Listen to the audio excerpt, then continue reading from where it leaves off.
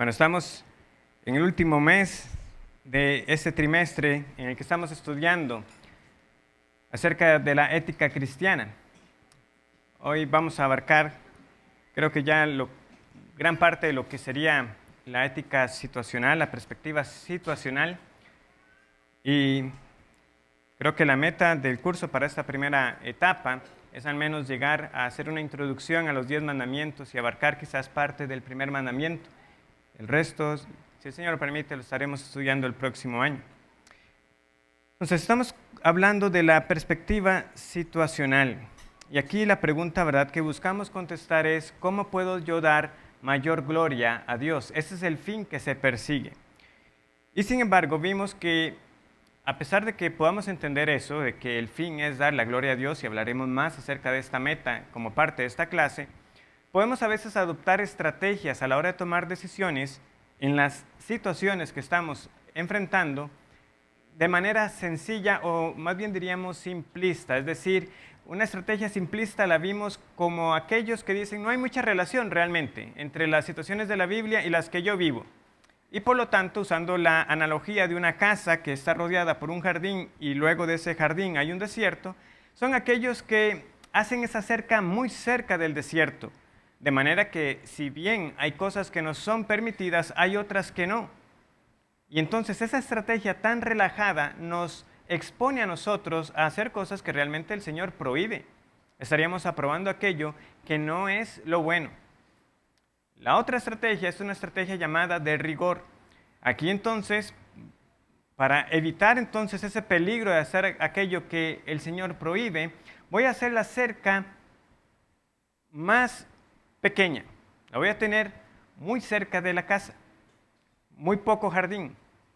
De esta manera, uno pudiera pensar que va a andar por camino seguro. Sin embargo, el problema con esta estrategia es que hay cosas que son permitidas, y no solamente permitidas, porque como les mencionaba, no es un asunto solamente de libertad cristiana, sino que es que se nos manda a hacer que no estaríamos haciendo por tener una cerca tan restringida.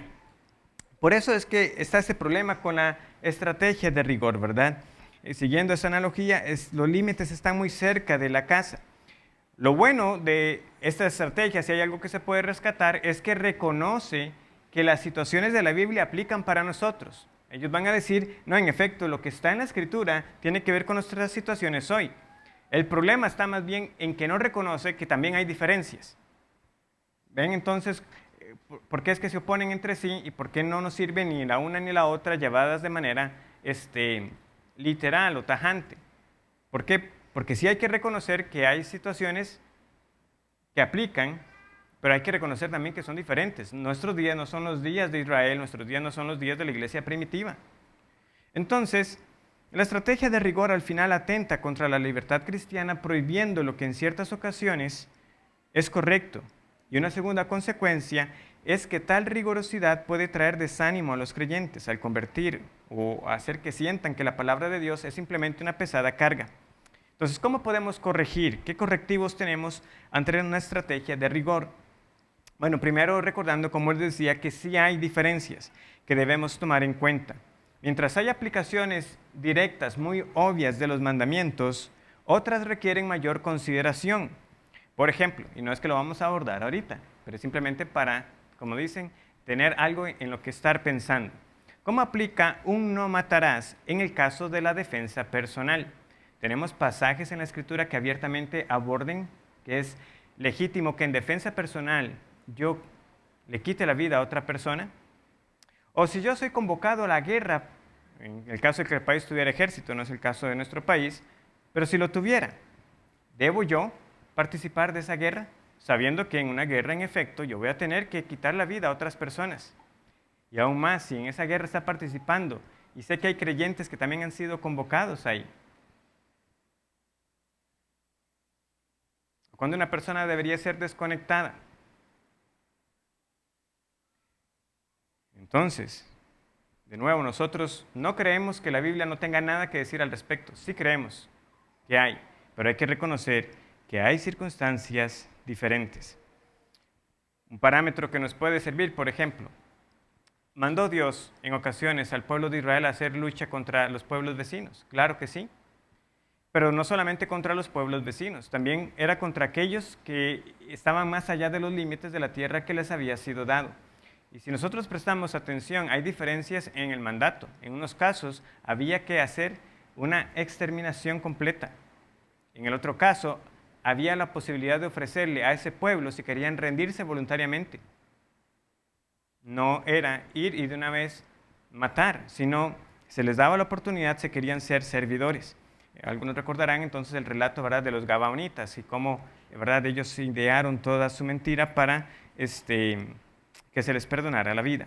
Bueno, el punto es entonces reconocer esas diferencias que nos lleva a acudir a más partes de las Escrituras para evitar una salida simple y a la vez también evitar una salida rigurosa. Yo les mencionaba la semana anterior, ¿verdad?, que Pablo, ante el caso de la carne sacrificada a los ídolos, no mandó ni que todos comieran, ni tampoco mandó que todos se abstuvieran. Eso hubiera sido un mandato más sencillo de dar, pero no era así como se tenía que abordar la situación.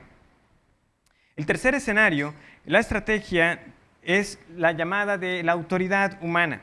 Y volviendo a la ilustración de la casa y la cerca, aquí es otro quien nos dice dónde debemos poner la cerca. Esta autoridad puede ser un pastor, puede ser hasta un documento histórico, pero el punto son figuras de autoridad y entonces la vamos a poner donde otros han dicho que hay que ponerla. Y aquí hay que decirlo, es bueno y saludable contar con lo que creyentes antes que nosotros han creído. Y eso es lo bueno en parte de contar con una confesión histórica, conocer los credos y de también que haya un liderazgo bíblico comprometido con las Escrituras, porque uno sabe que cuando dan un consejo van a ir a la palabra de Dios para darnos ese consejo. Pero en última instancia, no debemos someternos a estas dándole la misma autoridad que las Escrituras. Es una distinción básica que no debemos olvidar. Y sin embargo, hay mucha sabiduría cuando uno presta atención a lo que otros hermanos han afirmado desde siglos atrás, como también lo que a través de los pastores y hermanos maduros en la fe que el Señor ha puesto en nuestras vidas nos pueden decir a nosotros. Está bien buscar la ayuda, porque no siempre sabemos lo que deberíamos hacer, y un pastor y un hermano maduro en la fe nos pueden guiar, pero debemos cuidarnos de una pereza. En primer lugar, de que la razón por la que estoy buscando el consejo es que sencillamente no quiero pensar por mí mismo, que mejor alguien más me diga qué es lo que tengo que hacer, en vez de ir a la palabra de Dios y yo mismo asegurarme, esto es lo que Dios pide de mí. O que quizás, ¿verdad?, esté buscando un consejo que me favorezca, aunque yo ya estoy sospechando lo que la palabra de Dios dice, pero quizás intento preguntándole a alguien más y si esa persona lo entiende de otra manera que me parece mejor, lo hago y evito entonces evadir la responsabilidad que tengo delante del Señor, de que yo debo ir madurando, ir creciendo en el conocimiento del Señor y de su palabra para tomar las decisiones que debo tomar y arrepentirme cuando luego entiendo que algo hice mal porque en ese momento no lo entendía. Entonces las consecuencias saltan a la vista, ¿verdad? Si nosotros regularmente en la práctica estamos dando más valor a lo que otros dicen en lugar de las Escrituras. El ejemplo lo tenemos nuevamente en los fariseos. Y aquí hay que rescatar esto, ahora cuando estoy diciendo que es en la práctica, porque las personas van a decir, no, la palabra de Dios, esa es la norma, esa es la regla de vida para el creyente. Pero cuando digo en la práctica, es porque en efecto van a atender más a lo que otro dice que a lo que la palabra de Dios dice. Vean que los fariseos, ¿verdad?, no era que no estimaban las Escrituras, pero lo que Cristo tuvo que reprender era que ellos se habían quedado con el ¿qué? Con el oísteis que fue dicho. Ese oísteis que fue dicho, eso era lo que ellos estaban tomando como punto de partida y no lo que la palabra de Dios decía. Porque Cristo no vino a dar una nueva interpretación, Él vino a dar la correcta interpretación de la ley. Eso es lo que ya estaba dicho y eso es como debería ser. Pero ellos eran lo que han dicho, lo que ha sido la tradición, lo que han sido las escuelas, ¿verdad? Las famosas escuelas de Hillel y de Shammai. Como señala Frame, los fariseos no rechazaban la Escritura, por el contrario, ellos tomaban la Escritura en muy alta consideración, pero en comparación valoraban mucho más sus interpretaciones tradicionales de las Escrituras. Y el peligro todavía más grande es cuando lo que otros dicen es falso. Porque como les digo, si el consejo que yo recibo o a la luz de lo que otros han dicho tiempo atrás es bíblico, está bien. Por eso les digo, eso es lo bueno de saber de que cuando yo estoy tomando una postura, esta postura no es en sí mismo novedosa. Otros creyentes la han afirmado. El problema es cuando precisamente ya se dio ese cambio y estoy dándole más peso a lo que esta autoridad ha dicho, que a lo que dice la Escritura es que si lo que esta persona dice está equivocado. Y entonces yo voy a adoptar doctrinas equivocadas. De manera más amplia, ¿verdad? Si alguno ha estudiado un poco en la historia de la iglesia, saben, ¿verdad?, que hubo un concilio en el cual se afirmó la deidad del Hijo. Sin embargo, hubo concilios posteriores con mayoría arriana que estaban luego queriendo decir que lo que se debía creer era que no era divino. Hubiera sido entonces catastrófico, ¿verdad?, que esa hubiera sido la postura que se hubiera adoptado simplemente porque alguna autoridad lo estaba diciendo. Muy bien. Entonces, el correctivo es sencillo. El árbitro final siempre debe ser la palabra, y para ello debemos conocerla. Por eso la confesión de fe se sujeta ella misma a la Escritura. El juez supremo por el que deben decidirse todas las controversias religiosas y por el que deben examinarse todos los decretos de concilios, las opiniones de autores antiguos, las doctrinas de hombres y espíritus particulares, y cuya sentencia debemos acatar, no puede ser otro sino las sagradas Escrituras entregadas por el Espíritu.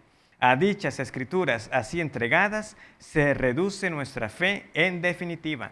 Todo está sujeto a la palabra de Dios. Por eso el ejemplo de los bereanos, de evaluar la enseñanza, es siempre de ser imitado. Y recordemos, esos hombres bereanos no eran todavía creyentes en ese sentido, estaban evaluando lo que Pablo les estaba diciendo. Pero eso es lo que se nos destaca, ¿verdad?, por la inspiración del Espíritu Santo, que estos eran más nobles que los que estaban en Tesalónica, pues recibieron la palabra con toda solicitud, escudriñando cada día las Escrituras para ver si estas cosas eran así. Hechos 17:11. También quiero invitarlos a que busquen Hebreos, capítulo 5. Hebreos 5.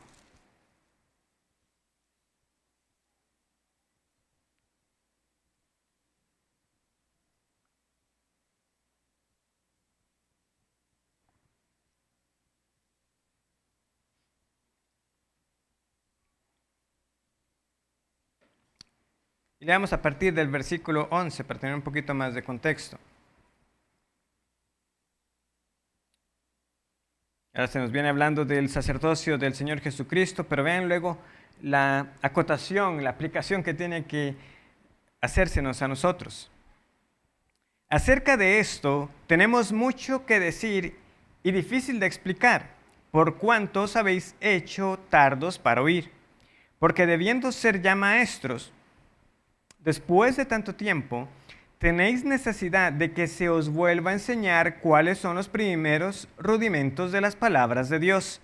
Y habéis llegado a ser tales que tenéis necesidad de leche y no de alimento sólido. Y todo aquel que participa de la leche es inexperto en la palabra de justicia, porque es niño. Pero el alimento sólido es para los que han alcanzado madurez, para los que por el uso tienen los sentidos ejercitados en el discernimiento del bien y del mal. Eso es todo lo que hemos estado haciendo, ¿verdad?, estas semanas. ¿Qué es lo bueno y qué es lo malo? Bueno, aquí tenemos nosotros la clave.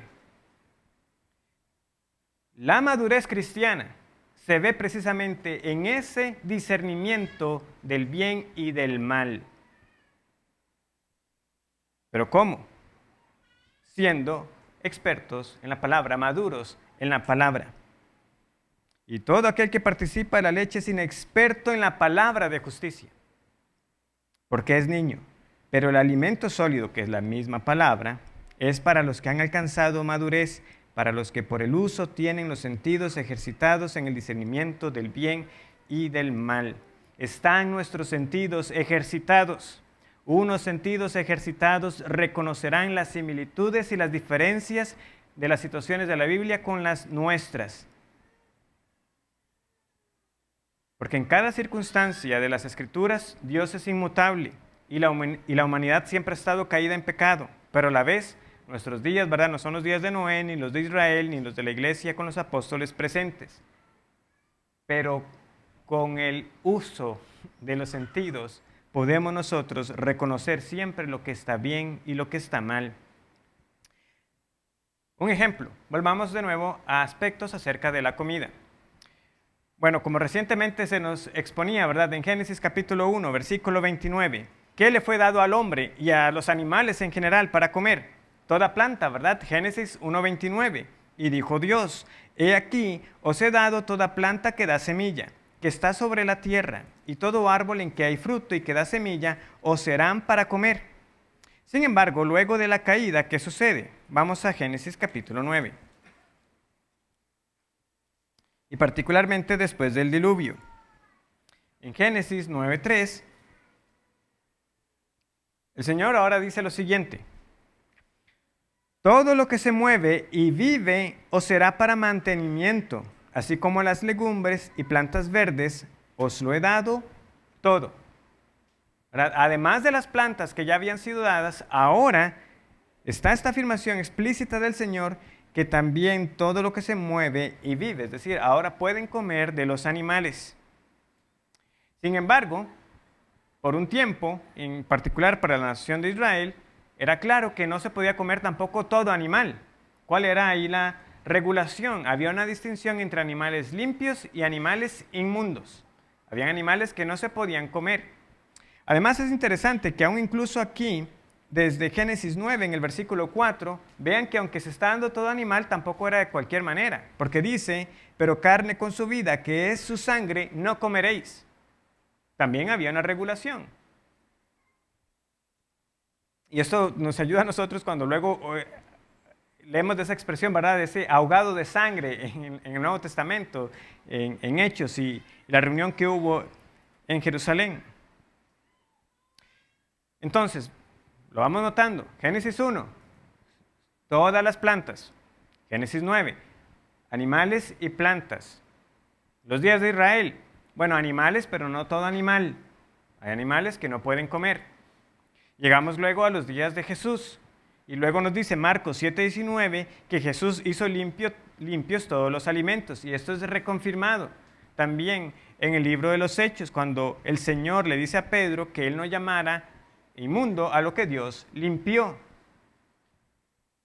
¿Cambió Dios? No, Dios es inmutable. Sigue siendo el mismo Dios. Pero las diferentes circunstancias llevaron a decisiones diferentes. Entonces, en la medida en que los hechos eran diferentes en cada periodo, los juicios éticos también eran diferentes. Por lo tanto, eso debemos tenerlo nosotros en cuenta. Ya nosotros no vivimos cerca de un tabernáculo en el cual debemos llevar los animales que deben ser sacrificados, ni somos una nación exclusivamente de judíos habitando en la tierra prometida.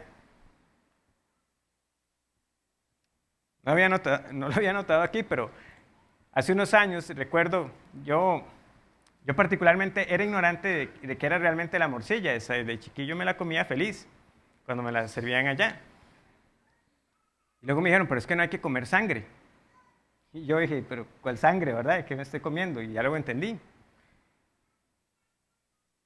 Entonces, por un tiempo yo me quedé como con un cargo de conciencia. ¿Había estado haciendo mal comiendo morcilla?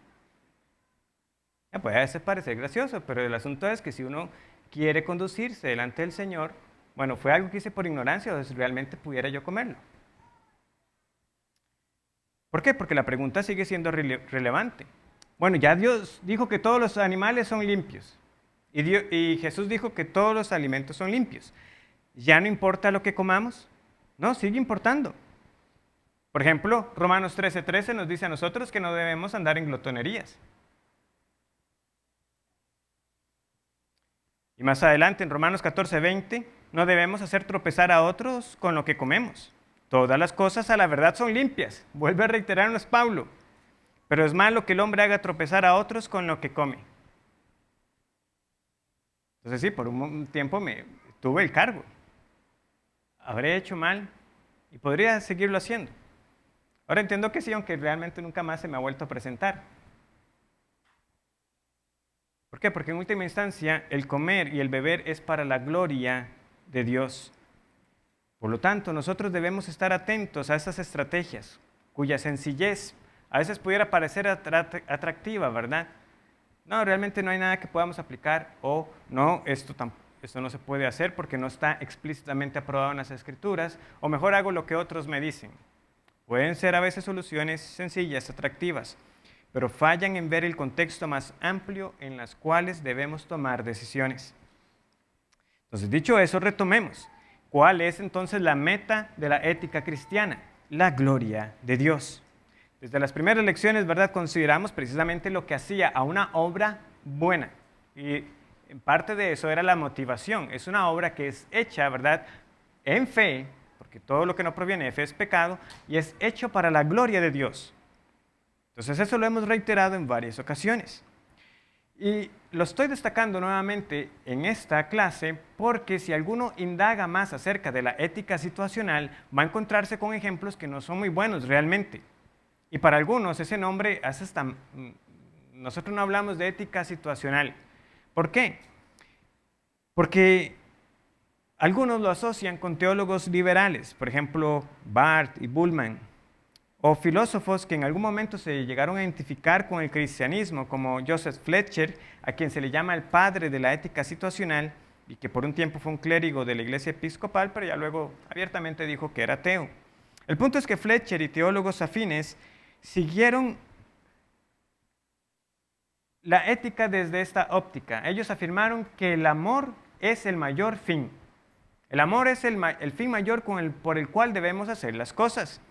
Entonces, ante una decisión que debo tomar, aunque sea que la palabra de Dios diga algo, yo por amor a veces tomaría decisiones contrarias a esa ley de Dios, porque el fin mayor es el amor. Como lo señala Sproul, Fletcher buscaba un camino intermedio entre los dos peligros del legalismo y del antinomismo, y declaró que el único absoluto era la ley absoluta del amor. Todas las demás leyes, declaraba, están sujetas a la ley del amor y deben romperse si se puede encontrar un curso de acción mejor y más amoroso. Fletcher quería encontrar el mejor resultado de una situación dada sosteniendo la ley del amor. Pero ahí vemos el peligro, ¿verdad? Deben romperse, es decir, bajo el pretexto del amor. Si me amas, harás tal cosa. Aunque el Señor haya dicho lo contrario. Pero esta ética, como vemos al final, es antinomiana también. Aunque está diciendo que quería separarse de ese extremo, realmente en el fondo esta forma de analizar las cosas es desechar lo que la palabra de Dios dice. Por eso el cristiano, añade Sproul, es el que se rige por la ley del amor. Y en este caso, regirse por la ley del amor es ser un cristiano que reconoce la autoridad normativa de los mandamientos de Jesús. Entonces, haciendo esta aclaración, por si alguno llega a encontrarse el nombre de Fletcher asociado con la ética situacional, por supuesto, nosotros no estamos para nada promoviendo esa manera. Nosotros sostenemos el fin mayor es la gloria de Dios y nosotros estamos aplicando juicios o decisiones, ¿de qué manera? Un juicio ético, ¿verdad?, es la aplicación de la palabra de Dios, en primer lugar, a una situación por una persona. Entonces, ahora, podemos ser más específicos. A veces mencionamos mucho, ¿verdad?, la gloria de Dios, pero ¿cómo glorificamos a Dios? Bueno, particularmente en esta clase vamos a verlo vinculado con el tema del reino de Dios. Vamos a 1 de Timoteo 1:17. Primera carta a Timoteo 1:17, Pablo escribe lo siguiente. Por tanto, al Rey de los siglos, inmortal, invisible, al único y sabio Dios, sea honor y gloria por los siglos de los siglos. Amén. ¿A quién es la gloria? Al Rey, que es nuestro Dios. Por lo tanto, podemos ver que la gloria y honor de Dios son para un Dios que es Rey. Y varias partes de la Escritura nos señalan o equiparan el reino de Dios como la meta máxima que el creyente debe buscar. Vamos al Evangelio de Mateo para ver cómo vemos esta relación. En el Evangelio de Mateo particularmente hay una frase que es exclusiva a este Evangelio, que es el reino de los cielos, que si lo buscamos luego en los Evangelios paralelos, vamos a ver que donde usualmente leemos reino de los cielos en Mateo, vamos a leer el reino de Dios en los demás Evangelios. Entonces son lo mismo. En el Sermón del Monte, Cristo nos habla varias veces acerca de entrar en el reino, o nos dice a quiénes pertenece este reino, ¿verdad? En el Sermón del Monte, dice el versículo, capítulo 5, versículo 3, bienaventurados los pobres en espíritu, porque de ellos es el reino de los cielos.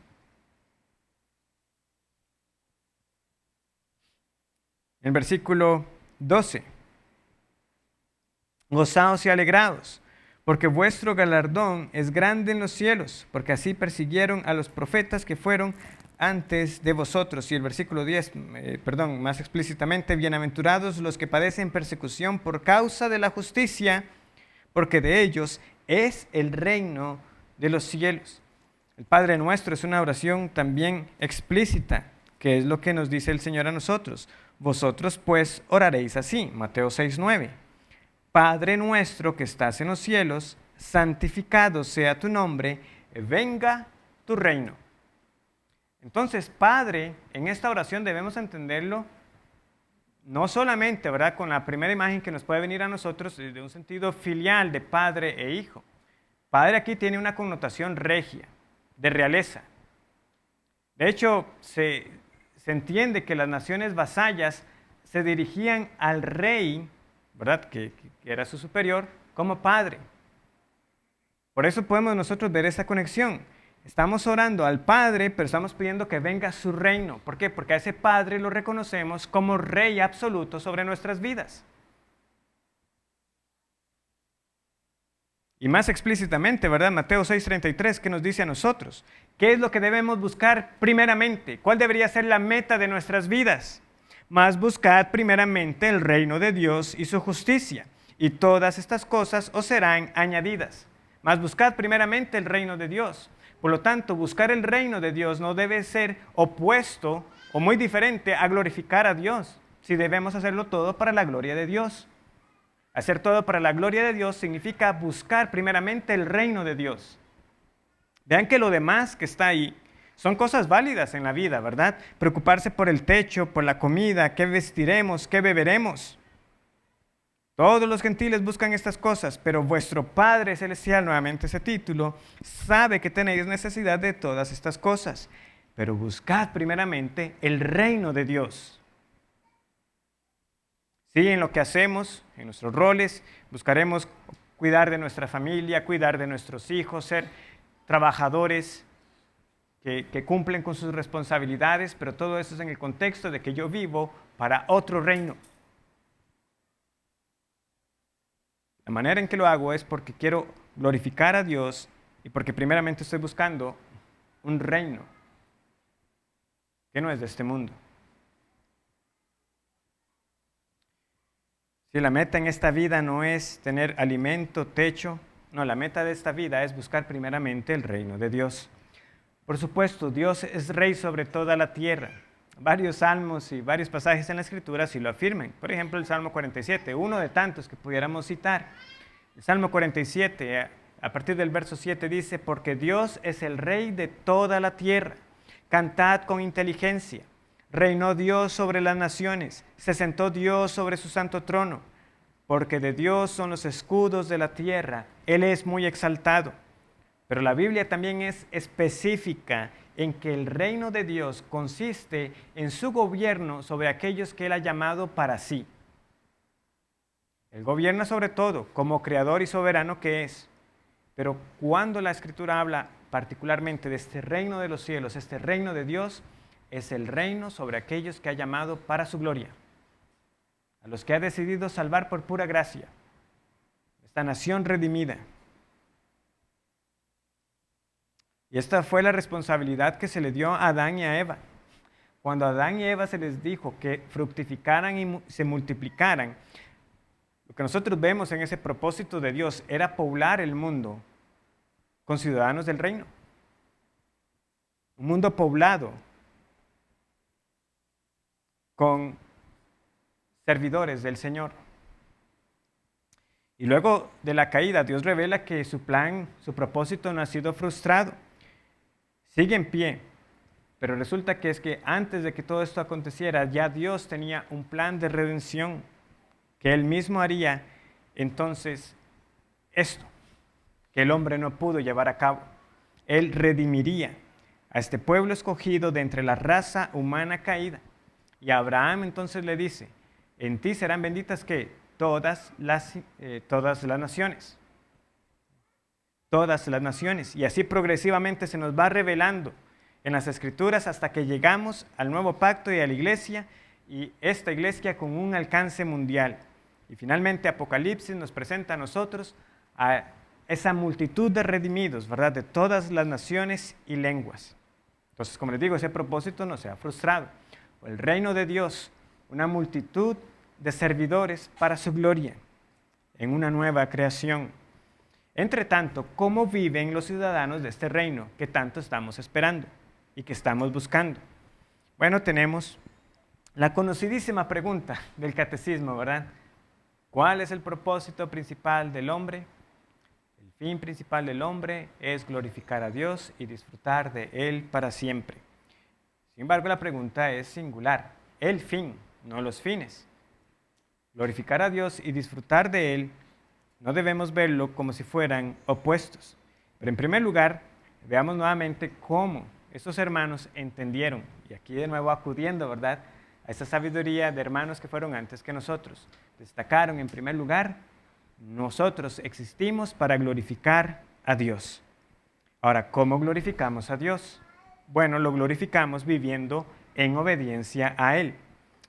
Veamos esta conexión en Deuteronomio 28:58 en primer lugar.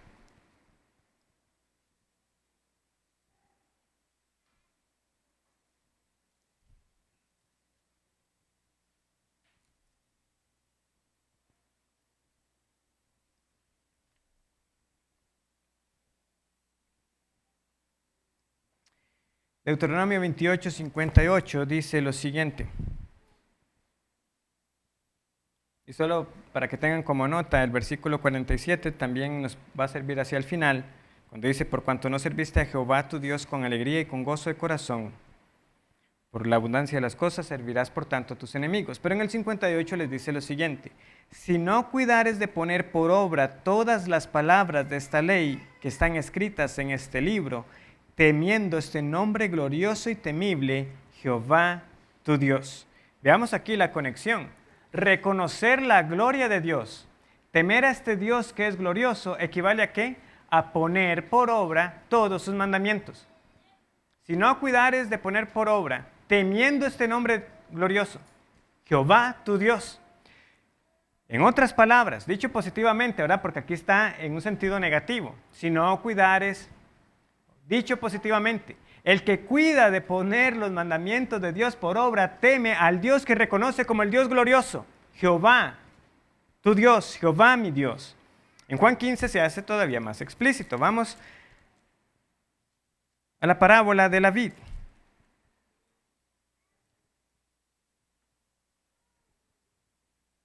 Bueno, dije parábola, algunos dicen que no hay parábolas en Juan. Vamos a Juan 15.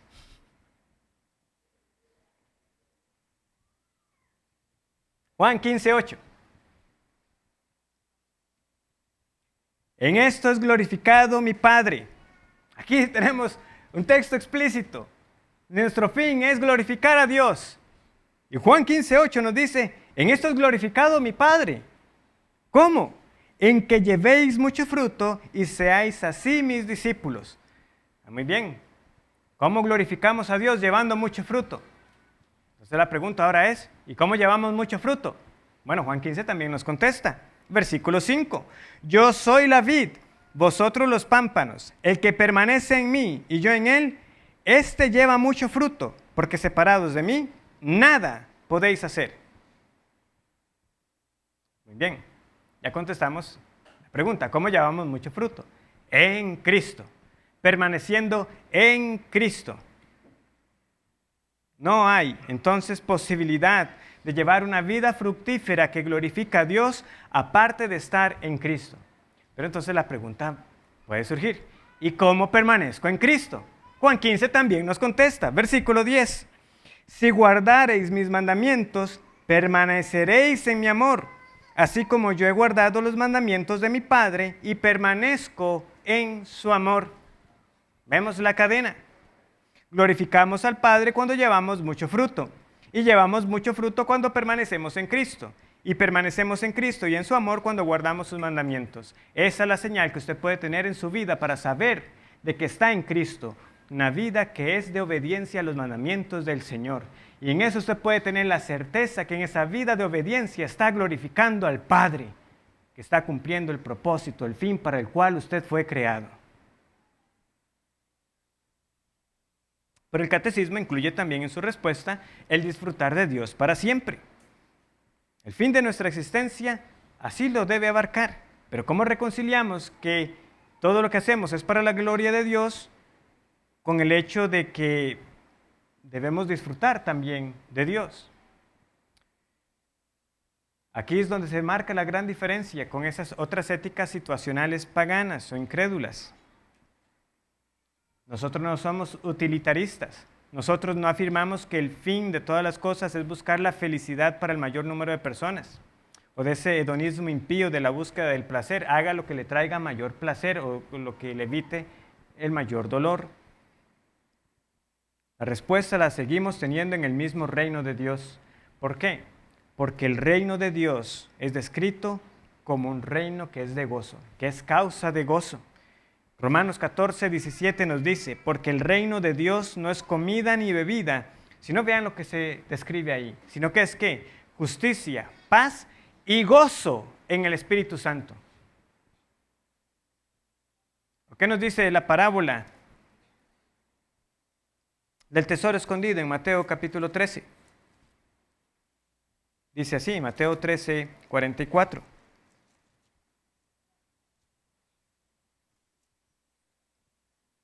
Además, el reino de los cielos es semejante a un tesoro escondido en un campo, el cual un hombre halla y lo esconde de nuevo, y gozoso por ello, va y vende todo lo que tiene y compra aquel campo. El tesoro escondido, ¿verdad? Está aquí ilustrando el reino de los cielos. ¿Y qué hace un hombre cuando encuentra el reino de los cielos? Gozo, se goza, se desprende de todo lo demás por tenerlo. Comenta la Biblia Herencia Reformada, estas parábolas, porque también alude a la siguiente de la perla de gran precio, ilustran el inmenso valor del reino y el gozo que da a aquellos que lo encuentran por gracia y su disposición de dejarlo todo para ganarlo. Resumen, hermanos y amigos, la vida cristiana es una vida de gozo y de gozosa sumisión a los mandatos del reino de Dios. Cristo es Salvador, pero es también Rey. Y en esta obediencia gozosa glorificamos a Dios. ¿Ha conocido usted el gozo de hallarse en el reino de Dios? No hay mayor gozo para el hombre saber que fue trasladado del reino de las tinieblas al reino del Hijo. Entonces, cerrando con lo que vimos la semana anterior y esta, ¿y al final qué? Si hay un gen o si hay un papel que jueguen las hormonas, ¿somos nosotros presa de nuestras hormonas? ¿No tomamos nosotros decisiones genuinas? Ese es el dilema que tiene la cosmovisión pagana. Una ética sin Dios debe responder, o somos meros animales que al final actúan por instinto o por hormonas, o somos verdaderamente, como lo describe la palabra, personas, cuerpo y alma, con un alma racional que daremos cuentas a Dios.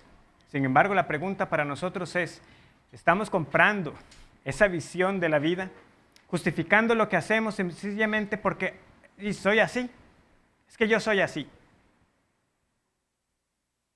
En lugar de reconocer que aquel al que el Señor salva tiene el Espíritu Santo para irlo haciendo cada vez más conforme a la imagen del Hijo.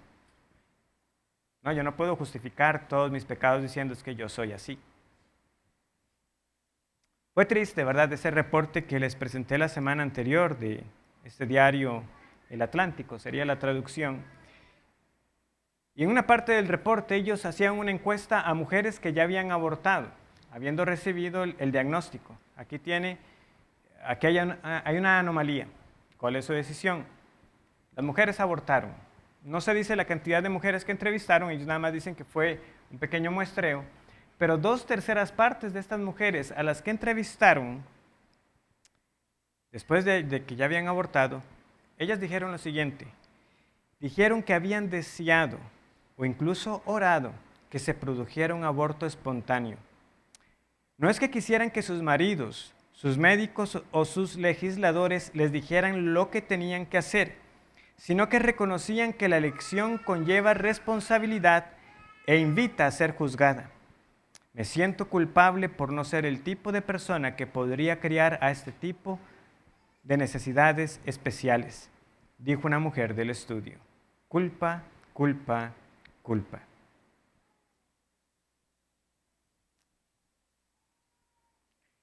Muy en el fondo saben que lo que estaban haciendo no estaba bien. Y hubieran preferido que un evento fortuito les hubiera calmado la conciencia de la decisión que tomaron. Hermanos, nosotros nos hemos acostumbrado a buscar soluciones fáciles. Y hemos pecado muchas veces contra el Señor por pensar primeramente en nuestra comodidad. Pero en el Evangelio hay esperanza para las personas que reconocen en otros y en uno que hay consecuencias físicas por el pecado, pero también que reconoce la capacidad moral para decidir, pero que también reconoce que en el Señor se nos da la capacidad moral para decidir diferente por esa vida espiritual que se nos da en Cristo y por el Espíritu. Y finalmente, como vimos hoy, glorificar a Dios y una vida gozosa no son metas opuestas. Por lo tanto, esto también debe ayudarnos a disipar dilemas donde no deberían existir. Porque, hermanos, nosotros no tenemos que decidir entre lo que quiero me hará feliz y, bueno, hacer lo que Dios dice. No, el resultado de guardar los mandamientos glorificará a Dios y traerá gozo a nuestra vida. Sí, algunas veces las decisiones serán muy difíciles, pero en medio de ellas está el consuelo de que si Dios es agradado, entonces yo seré feliz. La vida piadosa es la buena vida. Y como dice John Frame más adelante en su libro, la buena vida y la vida obediente son, a la larga, idénticas. Confiemos en eso. Si Dios es agradado, ¿qué importa lo que diga el mundo? Si Dios es agradado, ¿qué importa si hay amargura por la decisión que debo tomar y en el corto plazo yo no lo vea? Pero si es lo que Dios pide de mí, yo puedo descansar en que estoy andando en la senda por la que debo andar y en la última instancia habrá bendición. ¿Por qué? Porque a los que buscan el reino de Dios, eso es lo que les espera, ese reino bendito. Señor les bendiga. Recuerda que si tienen preguntas me las pueden hacer llegar.